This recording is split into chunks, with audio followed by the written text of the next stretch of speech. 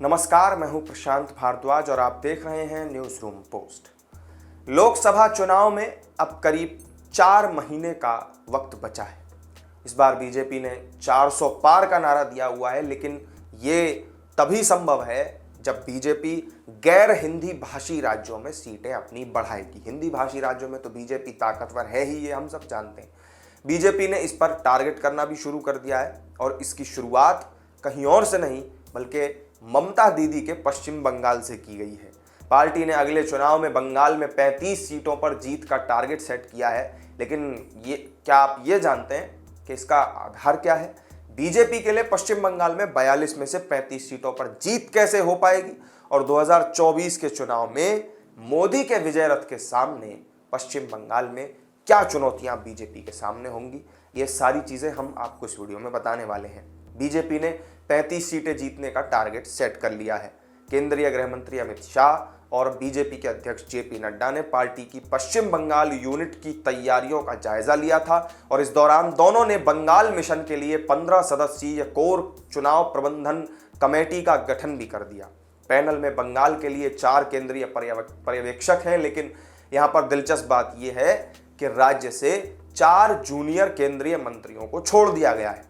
Bengal BJP चुनावी रणनीति तय करने के लिए 31 दिसंबर को सभी सांसदों, विधायकों और पदाधिकारियों के साथ में बैठक भी करेगी और इसके साथ ही अमित शाह ने कहा है कि श्यामा प्रसाद मुखर्जी की भूमि से पीएम नरेंद्र मोदी को 35 सीटें दीजिए, मैं गारंटी देता हूं कि पीएम मोदी सोनार बांग्ला बना करके देंगे।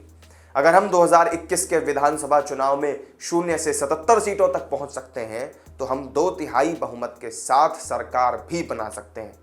बंगाल में बीजेपी सरकार बनाने का मतलब घुसपैठ, पशु तस्करी और सीएए के जरिए धार्मिक रूप से प्रताड़ित लोगों की नागरिकता को खत्म करना होगा। 35 सीटों के टारगेट को हासिल करने के लिए बीजेपी सोशल मीडिया टीम को बढ़ाएगी, जिसमें कई प्रभावशाली लोगों को भी शामिल किया जाएगा। बंगाल बीजेपी के एक नेता ने बताया कि जनवरी तक 150 सदस्यीय चुनाव प्रबंधन टीम बनाई जाएगी, कोर कमेटी का विस्तार किया जाएगा और इसके साथ ही अमित शाह ने बीजेपी नेताओं से ग्रामीण वोटर्स पर ज्यादा ध्यान देने के लिए कहा है। साल 2014 में बंगाल में सिर्फ 2 सीट जीतने वाली बीजेपी ने 2019 में हुए लोकसभा के चुनाव में बहुत शानदार प्रदर्शन किया था। बीजेपी ने 42 में से 18 सीटें जीती थी, वहीं टीएमसी ने 22 सीटें हासिल की थी। 2019 में बीजेपी ने 40.3% वोट हासिल किया था, जबकि टीएमसी का वोट शेयर 43.7% रहा था। अगर बीजेपी अपने इस प्रदर्शन को आगे बढ़ाती है तो अमित शाह का संकल्प पूरा हो सकता है। बीजेपी ने अपना टारगेट तो सेट कर लिया है और इसके लिए प्लानिंग भी हो गई है, लेकिन पार्टी के सामने 2024 के चुनाव में चैलेंज भी कुछ कम छोटा नहीं है।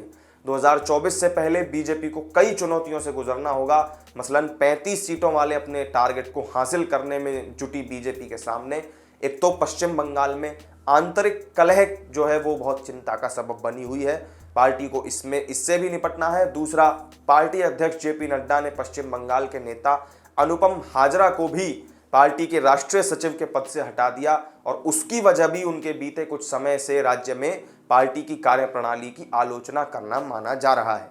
हाजरा को पद से हटाने को पार्टी के भीतर जो असंतुष्टों के लिए संगठनात्मक अनुशासन पर कायम रहने और नेतृत्व के रुख पर चलने के संदेश के रूप में इसे देखा जा रहा है। और इसके अलावा भी बीजेपी के सामने राज्य में सबसे बड़ी और कड़ी चुनौती खुद मुख्यमंत्री ममता बनर्जी हैं। तो क्या पश्चिम बंगाल में बीजेपी 35 सीटों वाले अपने इस टारगेट को हासिल करने में कामयाब हो पाएगी या नहीं?